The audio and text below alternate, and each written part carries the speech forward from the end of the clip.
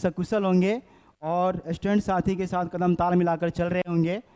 कहते हैं ना दोस्तों कि चल पड़ा जो राह में मंजिल समझ लो उसके पास है, रुक गया घबरा के वो जिंदा नहीं लाश है, खनक दृष्टि बीस भरे हैं फेंक बंधन चूड़ियाँ, तय होने को ही बनी है जगत में सब दूरियाँ। तो साथियों, आप हमारे साथ चलते रहिए कदम ताल मिला करके, हम सब हर दूरी को तय करेंगे और पूरी लगन और निष्ठा के साथ। आते हैं दोस्तों एक सवाल पे जो बहुत ही रिमार्केबल सवाल है, बीपीएससी जिसको अक्सर पूछता रहता है।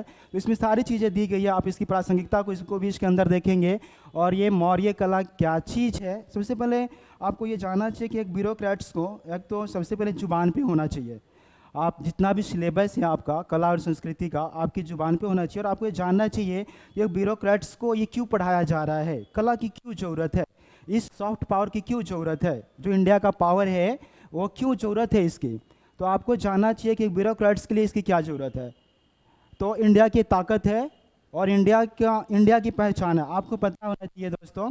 हम आते हैं कला पे। सबसे पहले आपको पता होना चाहिए दोस्तों कि जो कला है, कला वो आप देखेंगे ये कल अच और डा प्रत्यय से मिलकर बना है, ठीक है। इसका शाब्दिक अर्थ होता है शोभा, शोभा, ठीक है। अलंकरण, अलंकृत, ठीक है, इसका शाब्दिक अर्थ होता है। आप कला को देखिए, हमारे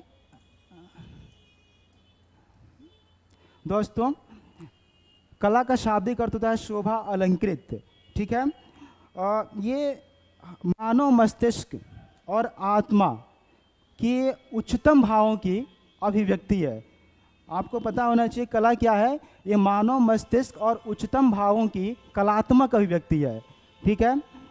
तो जैसे जैसे हमारी सभ्यता विकसित होती गई है, कला भी विकसित होता गया है। आप देखेंगे कि जो कला है, कला वो आप देखेंगे इसके अंदर क्या चीज़ है, इसके अंदर आप देखेंगे कि भावनात्मकता है।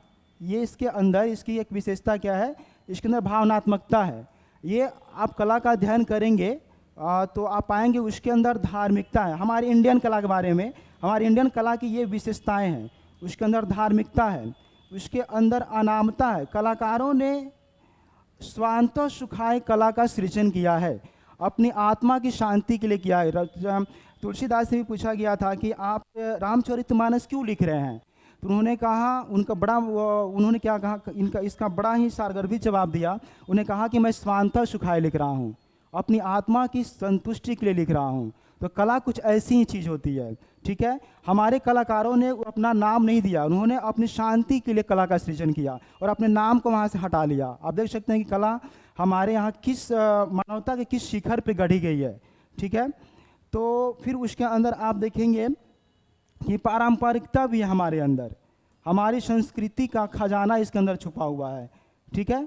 इसके अंदर हमारी संस्कृति का खजाना छुपा हुआ। अब बात करें कि बड़ा दो चीज़ें और आप देखेंगे इसके अंदर दोस्तों, पारंपरिकता तो है ही, भावनात्मकता और हाँ प्रतीकात्मकता। प्रतीकों के जरिए बहुत सारी चीज़ें कहने की, प्रतीकों के जरिए हमारी कला में प्रतीकात्मकता है। आप एक फिगर को देख लीजिए, उससे आप सब कुछ बयां कर, उस कालखंड की आप किसी एक फिगर को देख लीजिए, वो फिगर को देख करके उस वस्तु स्थिति का, उस परिस्थिति का, तत्कालीन परिस्थिति का आप आकलन कर सकते हैं कि वो तत्कालीन समय की सामाजिक, आर्थिक या धार्मिक परिवेश कैसा रहा होगा, उनका चिंतन मनन कैसा रहा होगा। तो आप एक कला के माध्यम से इन सारी चीज़ों का मूल्यांकन कर सकते हैं। तो हमारी कला के अंदर ये 5 चीज़ें आपको देखने की जरूर मिलेंगी। उनके अंदर भावनात्मकता है, धार्मिकता है, अनामता है। हमारे कलाकारों ने नाम देने की कोशिश हरगिज़ नहीं की है, वो अपनी आत्मा की शांति के लिए लिखा है। उनके अंदर पारंपरिकता भी मिलेगी और प्रतीकात्मकता भी मिलेगी, ठीक है। और आप देखते हैं दोस्तों,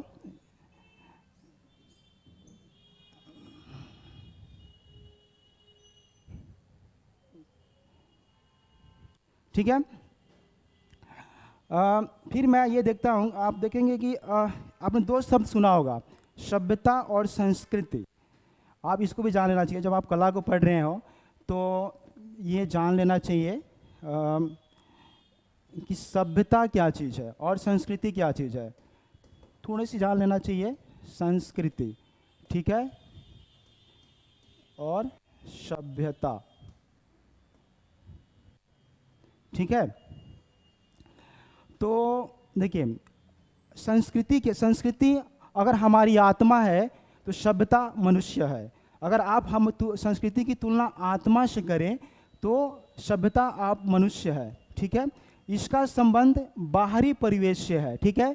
इसका संबंध भौतिक परिवेश से है, भौतिक पक्ष से है। अगर ये फूलों की खुशबू है, सुगंध है, ये सुगंध है, तो आप देखेंगे ये फूल है, ठीक है। तो जो आपका कला पक्ष है वो इसके अंतर्गत आता है। ये सॉफ्ट पावर है हमारा, ये हमारा सॉफ्ट पावर है, और ये हमारा हार्ड पावर है, ठीक है, हार्ड पावर है। अगर हमारा सॉफ्ट पावर अच्छा रहेगा तो स्वतः हमारा हार्ड पावर अच्छा रहेगा, ठीक है। तो कला हमारा सॉफ्ट पावर है दोस्तों। ये हम जितनी सारी चीज़ें पढ़ रहे हैं ये हमारा ये कला जो है ये हमारा सॉफ्ट पावर है, ठीक है। आप समझ जाएंगे कि सभ्यता और संस्कृति में क्या फ़र्क है, और देखेंगे जैसे जैसे हमारी सभ्यता विकसित होती गई है, ठीक है, और हमारी सभ्यता विकसित होती गई है जैसे जैसे हमारी संस्कृति भी विकसित हो गई है, ठीक है। आप देखेंगे एक दौर था कि कला, देखिए मैंने इसमें क्या कि कला क्या, ये मौर्य कला क्यों इतना विकसित हुआ है, ठीक है। मौर्य कला को आप देखेंगे दोस्तों, ये क्यों मतलब कला विकास के क्रम में एक पत्थर की लकीर साबित होती है, क्योंकि यही एक समय आता है मौर्य काल जहाँ से कला एक अस्थायित्व मोड़ लेता है, ठीक है। निरंतरता कला में विकसित हुई। इसके पीछे जितनी भी कलाएं थी वो मिट्टी के घास फूस पर बनाए जाते थे, ठीक है। उनका अस्तित्व नहीं था, उनमें अस्थायित्व था।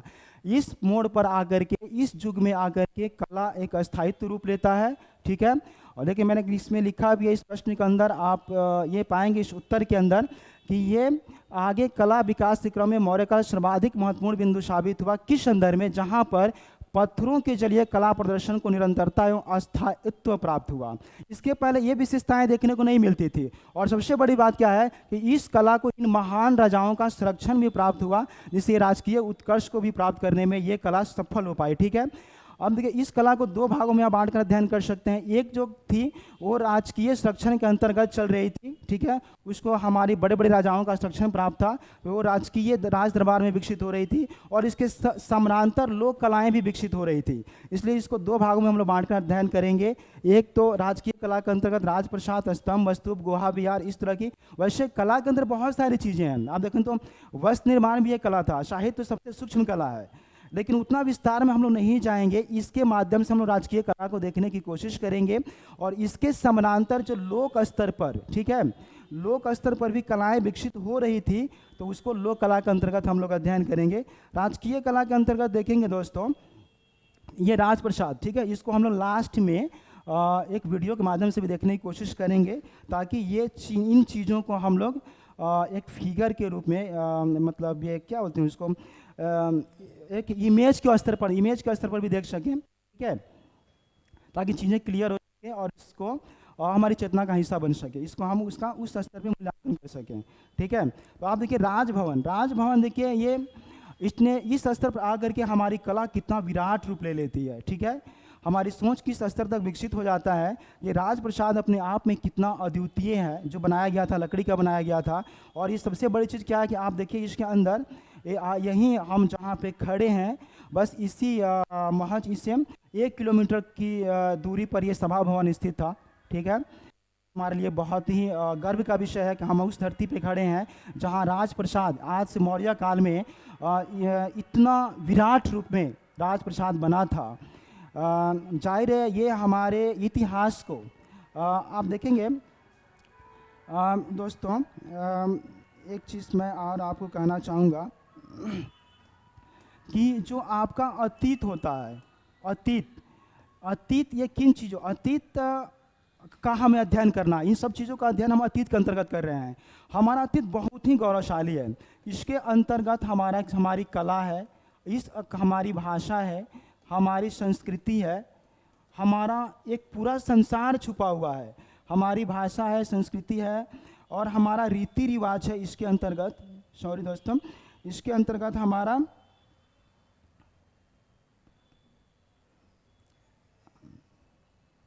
हम इसके अंतर्गत हमारा रीति रिवाज है। ठीक है। अब इसके अंतर्गत आप देखेंगे हमारी पूरी हमारा विश्वास है, हमारा पूरा विश्वास है इसके अंतर्गत, हमारा धर्म है इसके अंतर्गत। तो जब भी आपका देखिए वर्तमान दिग्भ्रमित होता है, ठीक है, आपका जब वर्तमान देखिए दिग्भ्रमित होता है, जब भी आपका आप देखिए यहाँ कि आपका जब भी वर्तमान दिग्भ्रमित होता है, आप जब वर्तमान से दिग्भ्रमित होते हैं, ठीक है, आप वर्तमान से भटकते हैं, तो यही अतीत आपका मार्गदर्शन करता है। यही अतीत आपका यही अतीत आपका मार्गदर्शन करता है। ठीक है। जब वर्तमान जैसे चंद्रगुप्त जो आप लिखा गया है, जैसे शंकर प्रसाद ने जो चंद्रगुप्त लिखा है, उसके माध्यम से यही तो दिखाने की कोशिश की है कि जब जब हमारा वर्तमान दिग्भ्रमित हुआ है, हमारा अतीत उसका मार्गदर्शन करता है। ठीक है, क्योंकि हमारा अतीत इतना गौरवशाली है, ये भाषा कलात्मक स्तर पे, भाषाई स्तर पर हमारा सॉफ्ट पावर इतना स्ट्रांग है कि जब जब हमारा हार्डवेयर बिगड़ा है, जब जब हमारा हार्डवेयर बिगड़ा है, इस सॉफ्ट पावर ने हमारा मार्गदर्शन किया है। आपको पता होना चाहिए। और ये हमारा सॉफ्ट पावर बहुत ही गौरवशाली है। उसी सॉफ्ट पावर का दोस्तों एक प्रदर्शन आपके सामने है। ये उसी सॉफ्ट पावर का एक हिस्सा आप देख सकते हैं। कितना चमत्कार है इसके अंदर, कितना गौरवशाली है, और ये कितना भव्यता से जिसकी प्रशंसा एरियन फयान और एरियन जैसे इतिहासकारों ने भी पूरे विश्व भर में इसकी प्रशंसा की है। जब उन्होंने यात्रा के दौरान उन्होंने पाया था और इसकी संरचना को देखा था, तो उन्होंने इसको इस रूप में वर्णन किया था। स्तंभ को भी देख सकते हैं दोस्तों। ये स्तंभ देखिए आप, स्तंभ ये भी अपने आप में एक बहुत चमत्कार और अद्भुत और आश्चर्य से भरा हुआ है। ठीक है, स्तंभ के मान देखिए, आप देखेंगे दो तरह का स्तंभ है। आप एक ईरानियन स्तंभ है और एक स्तंभ हमारा अपना अशोक स्तंभ है। ठीक है, तो ईरानियन स्तंभ में दोस्तों, ईरानियन स्तंभ में एक अशोक स्तंभ है। ठीक है, स्तंभ बताने से पहले आप थोड़ा सा ये भी जानने की कोशिश करें कि कितना अंतर है अशोक स्तंभ है और एक आपका ईरानी स्तंभ है। ठीक है, ईरानी स्तंभ। तो ये जो अशोक स्तंभ है, ये खुले आसमानों पे है।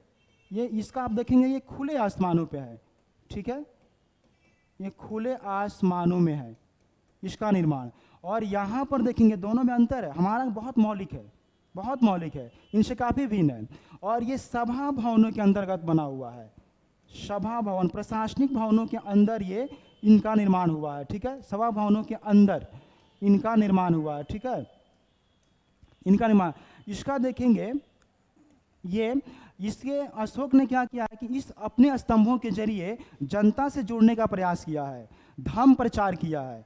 इन्होंने अपनी बातों को और जो धर्म का जो प्रचार है, इसने जनता तक पहुंचाया है। और इसका जो वो स्तंभों के जरिए, ठीक है, अपनी अशोक ने अपनी बातों को और धर्म नीति को जनता तक स्तंभों के जरिए पहुंचाया है। ठीक है, लेकिन यहाँ पर आप देखेंगे ईरानी कला में ये चीज़ें नहीं है। यहाँ पर जो राजकीय निर्देश है, वो प्रशासनिक अधिकारियों तक पहुंचाने के लिए इनका निर्माण किया गया है। दोनों में कितना अंतर है आप देखिए। ठीक है, फिर आप देखेंगे जो अशोक स्तंभ है, आप इसका अंतर देखेंगे। ये क्या है, ये आधार पर निर्मित नहीं है, इसका अपना आधार नहीं है। ठीक है, ये खुद ये ऊपर से नीचे पतला होता चला गया है। ये आधार पर निर्मित नहीं है, लेकिन ये चबूतरों पर निर्मित नहीं है। लेकिन ये देखेंगे, ये चबूतरों पर निर्मित है। इसका अपना आधार नहीं है, अपना इसका आधार नहीं है, ठीक है, इसमें आधार का निर्माण नहीं किया गया, लेकिन ये चबूतरों पर निर्मित है, ठीक है, ये चबूतरों पर निर्मित है। और फिर आप देखेंगे इसके अंतर्गत कि हाँ, ये ऊपर से सॉरी नीचे से ऊपर की ओर, हाँ, ये क्या है, नीचे से ऊपर की ओर देखेंगे तो ये पतला होता चला गया है। आप देख लीजिए, नीचे से ऊपर की ओर पतला होता चला गया है। लेकिन दोस्तों ये देखिए, ये इसमें क्या है, ये नीचे से ऊपर की ओर एक समान है, ये एक समान है, इसमें उतनी खूबसूरती नहीं है, एक समान है, ठीक है। और यहाँ पर हम देखेंगे, आप देखिए आपके सामने है, इसके शीर्ष पर देखिए, इसके शीर्ष पर जानवरों की आकृति है, इसके शीर्ष पर क्या है, जानवर हैं, जानवरों की आकृति है, ठीक है। लेकिन यहाँ पर देखिए हमने प्रकृति से भी जुड़ने की कोशिश की है, ठीक है। और यहाँ पर इनके शीर्ष पर मनुष्य की आकृति है, मनुष्य की आकृति है, ठीक है। तो ये अंतर है। आप देख सकते हैं कि हमारा अशोक स्तंभ, तो हम ये भी नहीं कह सकते हैं कि हमने ईरानी स्तंभ का नकल किया है, हमारा अपना मौलिक है, व्यवहारिक है और प्रकृति से जुड़ा हुआ है, ठीक है। अब आते हैं इस पे, तो आपने स्तंभ को देखा कि हम ईरानी स्तंभ से किस प्रकार से भिन्न है, ठीक है। ये देखिए तना, इसका दो भाग है, एक इसका तना पक्ष, ये आप देख सकते हैं, और ऊपर देख सकते हैं कि एक यहाँ मेखला है, और कैसे जो कमल, उल्टा कमल है, और चौकी है, उसके ऊपर फिर जानवर है, देख सकते हैं आप स्तंभ में। तो यही चीज़ों को यहाँ पे लिखा गया है। आप देखिए, अगर आकृति को देखकर भी लिख सकते हैं आप। एक ब्यूरोक्रेट्स क्या होता है, आपको कैसे होना है, किस तरीके, मैंने आपको आंसर राइटिंग मैंने दिखाया था कि किस तरीके से होना है आपको।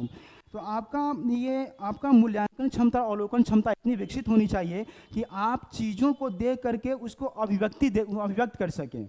तो आप फिगर देखकर भी तो कोई रटने की कोई ज़रूरत नहीं, कहीं भी रटने की कोई गुंजाइश नहीं है। आप फिगर देखकर भी अपनी चेतना का स्तर पर उसको भाषाई अंदाज दे सकते हैं। यही तो हमारी कला है ब्यूरोक्रेट्स की। तो आप देखिए, फिगर देखिए, और फिगर को ही यहाँ पर कोशिश की गई है, ठीक है। और मेखला है, उल्टा कमल है, चौकी और सबसे ऊपर पशु आकृतियाँ निर्मित है। ऐसे ही एक आकृति आप सारनाथ स्तंभ में देख सकते हैं, जिससे भारत सरकार ने राष्ट्रीय चिन्ह प्रदान किया है, ठीक है। अब देखिए एक स्तूप को हम देखते हैं। स्तूप निर्माण परंपरा का भी यहाँ पर व्यवस्थित विकास देखने को मिलता है, और यह स्तूप के बारे में सारा समझने की कोशिश करेंगे कि स्तूप का मतलब क्या होता है, ठीक है। दोस्तों स्तूप का शाब्दिक अर्थ होता है ढेर, ठीक है, कोई चीज़ ढेर। स्तूप का मतलब ही होता है ढेर, ठीक है। अब ये स्तूप चार तरह का है। इसमें क्या होता है कि स्तूप का मतलब क्या है कि अशोक का जो समाधि स्थल है ये, ठीक है, ये समाधि स्थल है, जहाँ ये बुद्ध का समाधि स्थल है, जहाँ बुद्ध से संबंधित चीज़ों को यहाँ पे रखा जाता है और उनकी पूजा की जाती है, ठीक है। ये उनसे जुड़ी चीज़ों का, अब ये चार तरह से उनकी जुड़ी चीज़ें हो सकता है चार तरह का। एक शारीरिक स्तूप, जहाँ पर ये बुद्ध और उनके शिष्यों का है। आप देखेंगे बुद्ध और उनके शिष्यों की पूजा होती है, ठीक है। और एक होता है, आपने नाम सुना होगा, परिभौगिक, जहाँ बुद्ध ने जिन चीज़ों का उपभोग किया उनसे संबंधित स्तूप, जिन चीज़ों का बुद्ध ने उपभोग किया, ठीक है, उनसे संबंधित। और एक होता है उद्देशिक, ठीक है, उद्देशिक स्तूप, ठीक है। उद्देशिक स्तूप में क्या होता है कि बुद्ध के जीवन से संबंधित, उनकी बुद्ध की घटनाओं से संबंधित, बुद्ध के जीवन से संबंधित जो घटनाएं हैं, ठीक है, बुद्ध के जीवन से संबंधित जो घटनाएं हैं, या फिर वो जो स्थल है, जो बौद्ध स्थल है, वहाँ पर इसका निर्माण हुआ है, ठीक है। बौद्ध स्थल, बुद्ध के जीवन से संबंधित जो घटनाएं हैं। और चार में आता है आपका संकल्पित, जहाँ संकल्पित का मतलब होता है जो आपका बौद्ध जो ये आपका संत है, सॉरी, ये जो मतलब कि बौद्ध भिक्षु हैं, कह सकते हैं, जो बौद्ध भिक्षु हैं उनकी पूजा के लिए बनाया गया है संकल्पित, ठीक है, उनसे रिलेटेड। तो आप देख सकते हैं कि ये स्तूप है, स्तूप की संरचना भी आप हम लोग देख सकते हैं। आप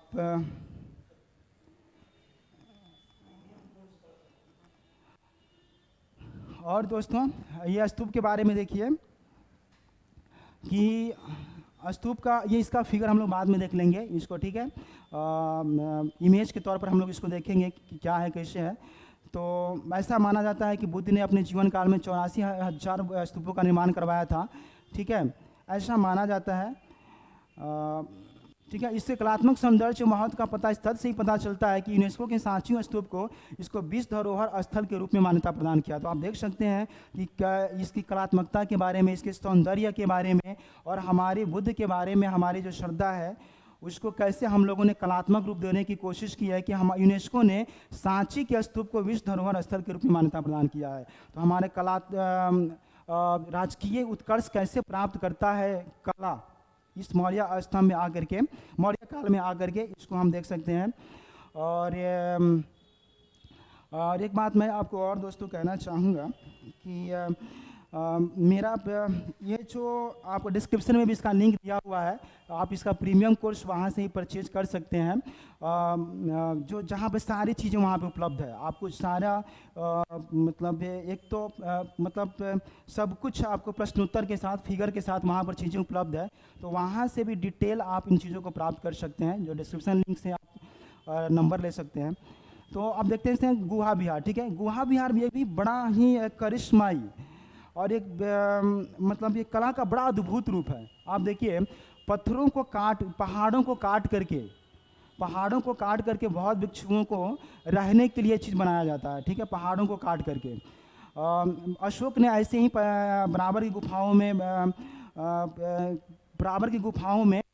बराबर की पहाड़ियों में ये सुदामा, कर्ण, चौपर जैसे गुहा विहारों का निर्माण किया था। और उसी का पौर जो राजा दशरथ था उसने लोमेश ऋषि का गुफा नागार्जुन की पहाड़ियों में बनवाया था, ठीक है। तो आप देख सकते हैं कि ये भी अपने आप में कितना अद्भुत है कि हम और आज भी इसकी प्राचीन हिमालय की कंदराओं में आप इसको देख सकते हैं। हिमालय की कंदराओं में आज भी ये जिंदा है। आज भी हमारे संत ऋषि महात्मा कुछ इसी तरह की गुफाओं में तो रहते हैं और अपनी अंतरात्मा को ईश्वर के साथ कनेक्ट करते हैं, ठीक है। तो आज भी इसकी प्रासंगिकता है, आप देख सकते हैं। आप देखना हो स्तूप की प्रासंगिकता आपको देखना हो तो यहीं आप बुद्ध स्मृति पार्क को देख सकते हैं, बुद्धा स्मृति पार्क। तो कह सकते हैं कि आज भी इनकी प्रासंगिकता कहीं ना कहीं जिंदा है। और जिंदा कैसे नहीं, ये तो हमारे राजकीय चिन्ह के रूप में हमने इसको जगह दी है, ठीक है। तो मैं देखता हूँ हाँ, गुहा विहार, ठीक है। गुहा विहार, विहार का शाब्दिक अर्थ होता है, विहार का आप देखेंगे शाब्दिक अर्थ होता है विहार, निवास स्थल, ठीक है, निवास स्थल। विहार का शाब्दिक अर्थ होता है निवास स्थल। गुहा मतलब गुफा, मतलब गुफाओं के अंदर बौद्ध भिक्षुओं को रहने के लिए जो निवास स्थल बनाया जाता था उसी को हम बोलते हैं आप ये गुहा विहार, ठीक है। उसके बाद देखिए मूर्ति कला। तो मूर्ति कला के में भी दो तरह का, एक राजकीय कला के रूप में और लोक कला के रूप में, ठीक है। तो राजकीय कला के रूप में हम देखेंगे इस बहुत तरह की आकृतियाँ, जैसे सिंह, हाथी, बैल वगैरह की आकृतियाँ बनी हुई है। ये भी बहुत ही उत्कृष्ट है और गौरव का प्रमाण इस रूप में भी हमारे सामने उपस्थित है कि आप देख सकते हैं अशोक स्तंभ, जिसको हम लोग ने राष्ट्रीय चिन्ह भारत सरकार ने घोषित किया है, मान्यता प्रदान किया है। कितना इस आकृति को हम लोग देखेंगे बाद में, इमेज के तौर पर देख लेंगे हम लोग इसको। और लोक कला के रूप में भी देख सकते हैं मूर्ति को। तो ये इसमें सबसे प्रमुख है यक्षक्षिणी की मूर्ति, जो आपको पटना से ही प्राप्त हुआ है, यही आपका दीदारगंज से, बेस्ट नगर, आपको वाराणसी से, मरौली से भी इस तरह की आकृतियाँ प्राप्त हुई हैं हमारे सामने। और खूबी क्या है कि ये पॉलिश किया हुआ है, चमकदार है, ठीक है। तो इसके अलावा आप सारनाथ, मथुरा, कुम्भरार जैसे स्थानों से भी इन ये हाथी, मोर, हिरन, तोता आदि की मूर्तियां प्राप्त हुई है, बड़ी संख्या में प्राप्त हुई है।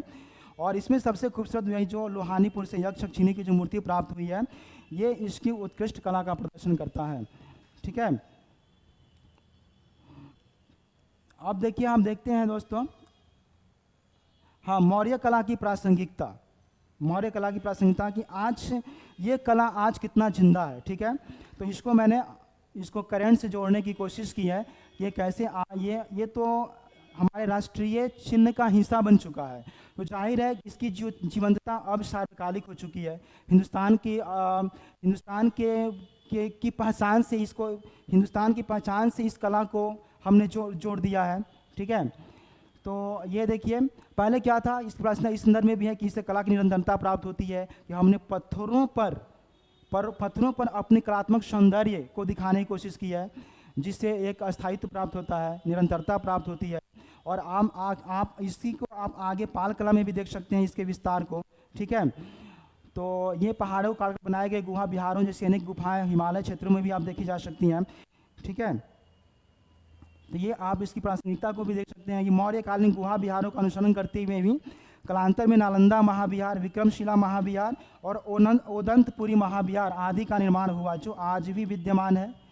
तो ये कहीं ना कहीं इसकी प्रासंगिकता को जाहिर करता है, प्रकट करता है। निष्कर्ष के तौर पर हम कह सकते हैं कि मौर्य काल में न केवल कला का व्यवस्थित विकास हुआ, बल्कि इसमें ऐसे बारीक तत्वों का समावेश हुआ, सौंदर्य प्रदर्शन हुआ कि ये भारतीय कला एवं सांस्कृतिक परंपरा का एक उत्कृष्ट भाग बन गया। ठीक है, तो अभी हम लोगों ने देखा, आपने मौर्य कला को देखा, इसके बाद हम थोड़ा सा फिगर देख सकते हैं इसका। ठीक है,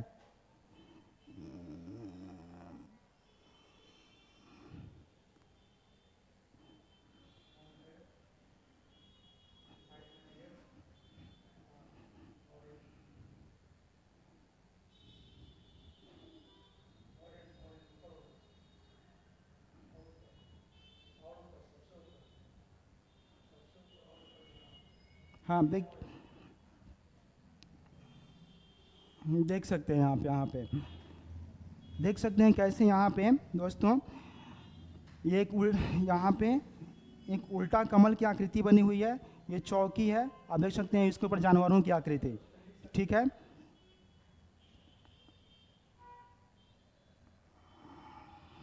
हाँ, आप देख सकते हैं यहाँ पे कैसे ऊपर से आप देख लीजिए यहाँ पे ये आप ऊपर से नीचे की ओर पतला होता चला गया है। ये आपका उल्टा कमल है। ठीक है, ये चौकी है जिस पर जानवरों की आकृति हुई है। मैंने कहा था कि इस स्तंभों के शीर्ष पर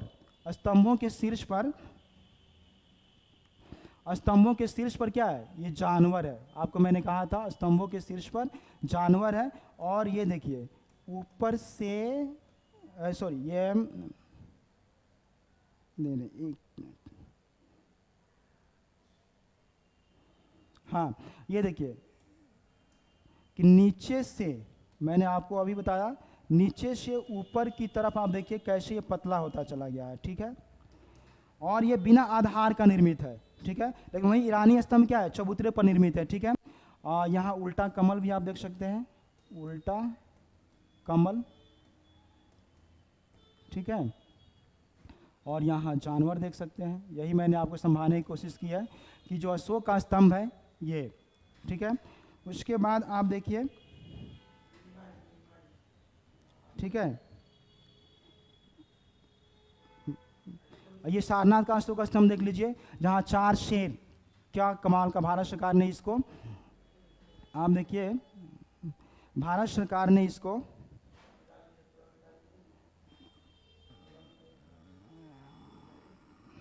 हाँ, ये देखिए कि भारत सरकार ने इसको कैसे अपने, भारत सरकार ने, ठीक है, भारत सरकार ने देखिए कैसे इसको अपना राष्ट्रीय पहचान घोषित किया है।